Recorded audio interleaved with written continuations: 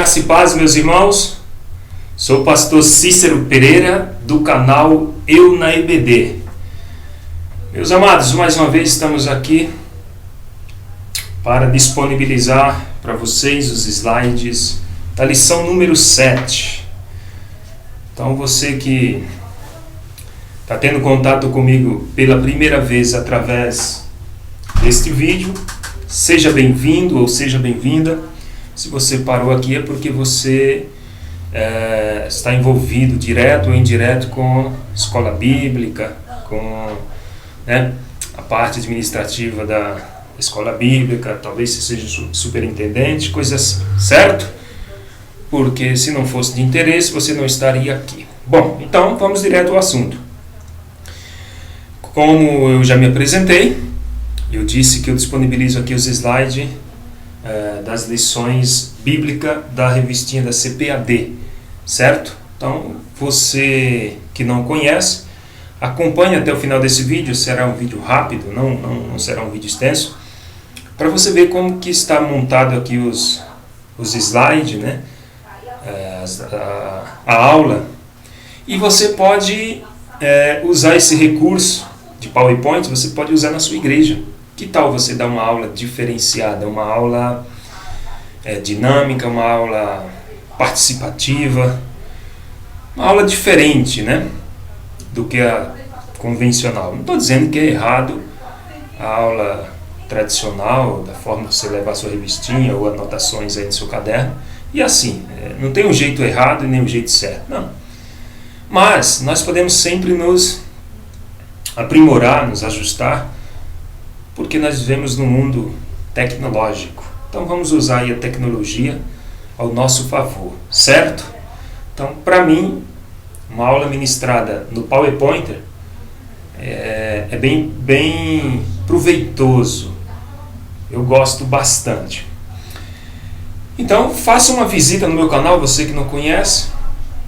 E se você de repente gostar, né, se interessar pelo assunto, se inscreva aí para nos ajudar, beleza?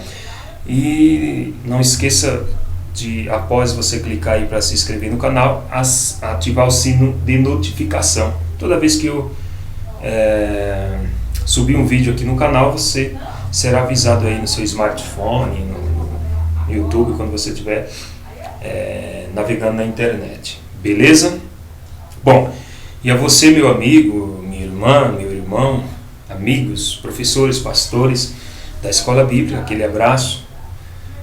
Que Deus continue nos ajudando. Ore por mim, pela minha família, pelo meu ministério. Ore por mim, sou carente das orações dos santos de Deus.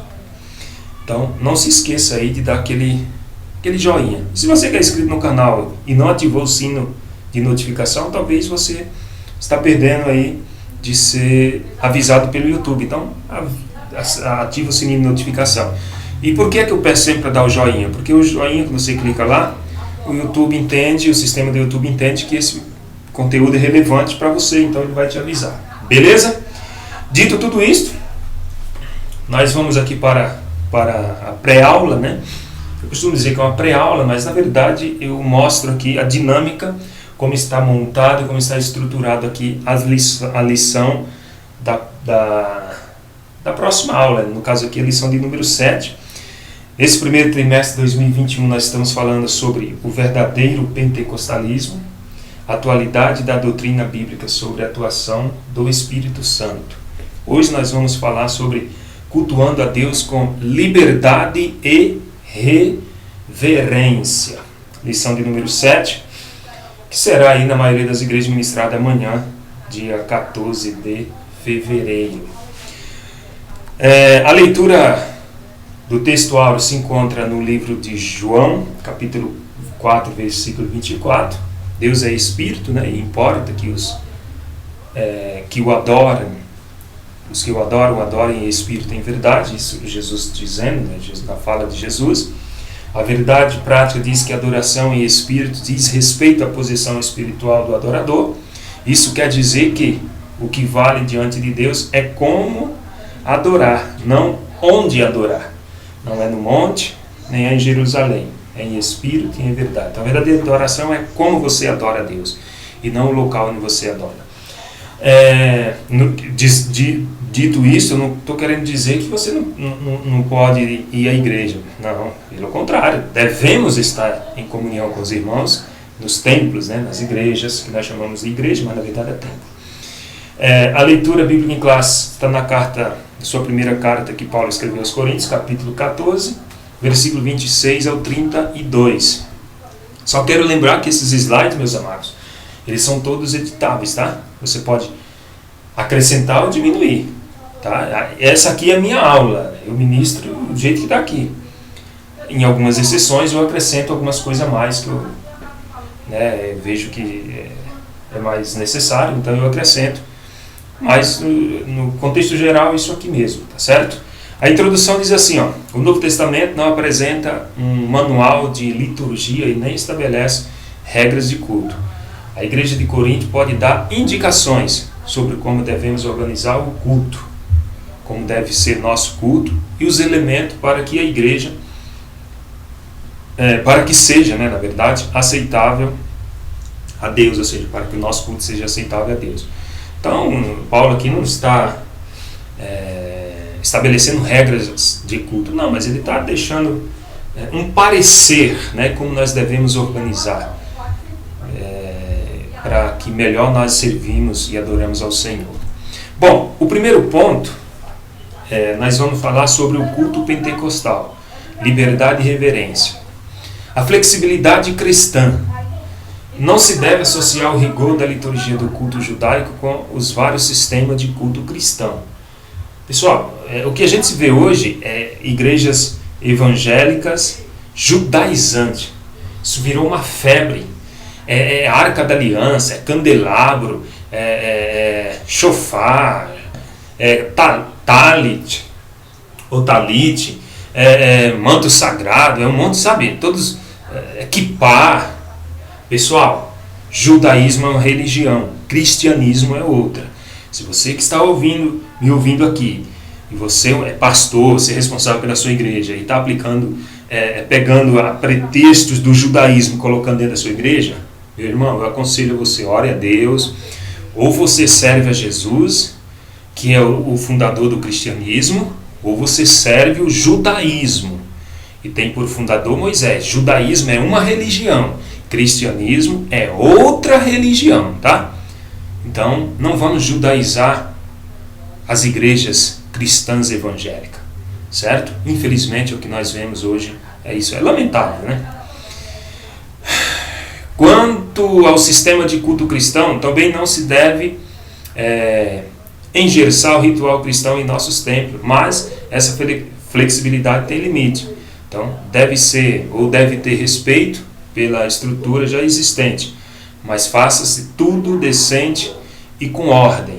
Então tudo tem que ser feito com ordem e decência, tá? Não vamos também ali moldar ou querer ditar uma forma, uma regra única para o sistema de um culto cristão. Tem que ter uma flexibilidade, né? Mas não exagerar, sabe? A moda, né? a moda que o pessoal fica inventando, esse negócio de cair no riso, de grudar na parede, de rolar no chão, sabe? De latir como rugir como leão, latir, sei lá. É tanto modismo que inventam dentro das igrejas que faz até vergonha. A pessoa passando paletó e as pessoas caindo. Isso é ridículo, né? Tem que ter uma flexibilidade, não pode ser uma coisa também robótica. Claro, vamos também, né, inovar, mas cuidado, muita atratividade na igreja, chega uma hora que não tem mais atratividade, o pessoal vai embora. Então, o que sustenta a igreja? Oração e palavra. Não é mimimi, nem blá blá blá, não. Beleza? Dito isso, vamos para o culto em si. O culto, o termo culto, do latim, culto, ou seja, adoração, latreia, que é do grego, né, serviço, adoração, ou avodar, que é do hebraico, serviço, que é a mesma palavra para culto, né, que é avodar. Então, culto pentecostal é a nossa liturgia, ou seja, isto Isso é o que? A forma de como nós devemos adorar a Deus.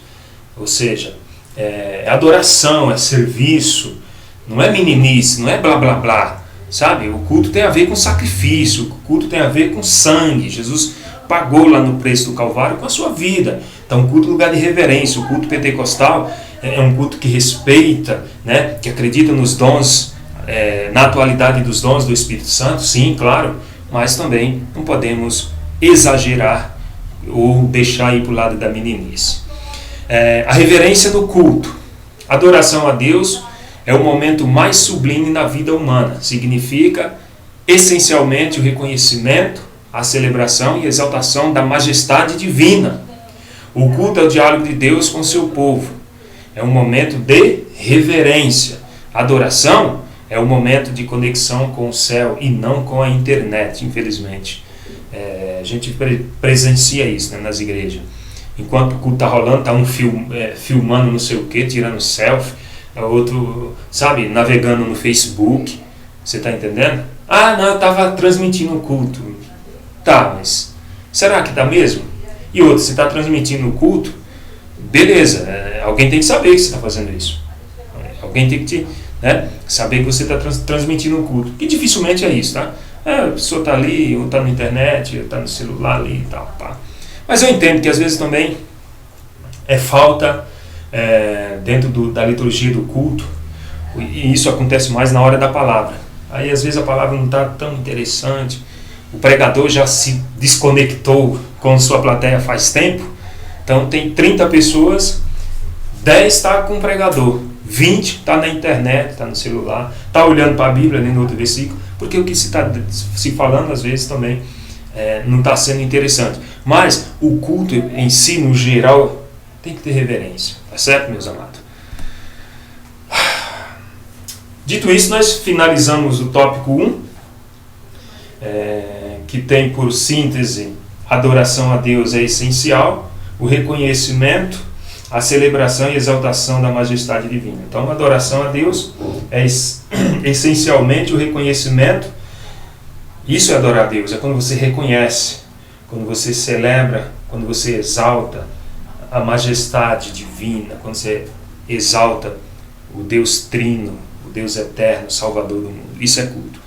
Ponto 2, o centro do culto pentecostal. O centro da nossa adoração. Bom, primeiro, simples e objetivo. O centro da adoração nossa deve ser quem? Jesus, ele deve ser adorado. Reunimos-nos como corpo de Cristo para adoração pública ao Deus Trino, ou seja, na pessoa do Pai, na pessoa do Filho, na pessoa do Espírito Santo. É isso que tem que ser adorado. Então, o centro da adoração é Cristo. Os louvores têm que ser cristocêntricos. As atividades têm que ser cristocêntricas. A ministração é cristocêntrica. Tá certo? O culto, um culto vibrante no poder do Espírito. O assunto de Coríntios 14 é simplesmente adoração. Olha o que o texto diz. Que faremos, pois, irmãos? Ou que faremos, irmãos? Quando vos ajuntais, cada um de vós tem salmos, tem revelação, línguas, essa língua aqui é línguas estranhas, né? Interpretação, alguém que interpreta o que o outro falou.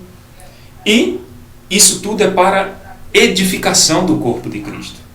Isso sim, tudo isso aqui que Paulo está falando se refere aos cultos. É isso que deve acontecer nos nossos cultos. O culto na comunidade cristã de Corinto não era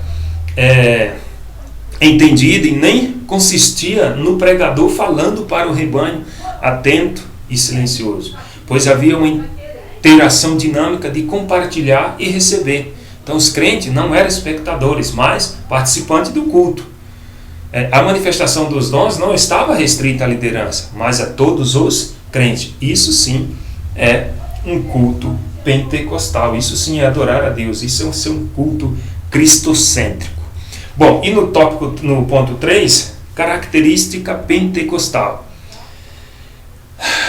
Os primitivos cultos eram espontâneos, ou seja, a liturgia dos cultos constava oração e cântico, né? Que é músicas, a leitura e exposição das Escrituras Sagradas e as ofertas. Basicamente se resumia, esses 3 pontos essenciais para a liturgia de um culto: oração, cântico, né, os louvores, e a exposição da palavra e as ofertas. Fechamos o tópico 2, citando aqui a síntese, que diz que a liturgia de nossa igreja é simples e permite que quaisquer irmãos e irmãs adorem a Deus com liberdade. Simples assim. O ponto 3. Como expressar ou como se expressa a liturgia de nossas igrejas. Nossas igrejas, nossas reuniões de adoração.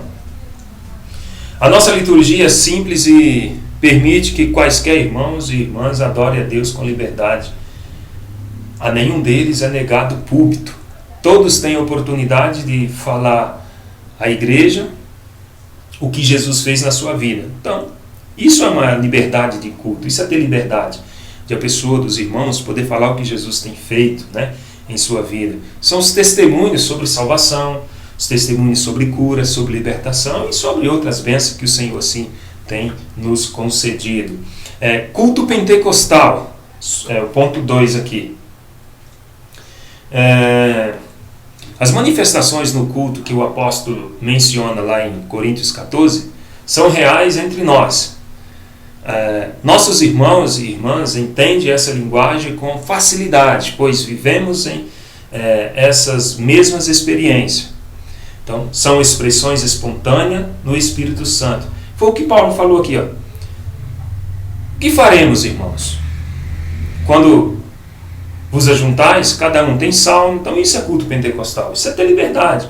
Um tem salmo, tem doutrina, ou seja, a palavra, outro tem uma revelação, outro traz ali uma interpretação, outro fala em mistério, mas tudo isso é com ordem e decência para quê? Para a edificação do corpo de Cristo.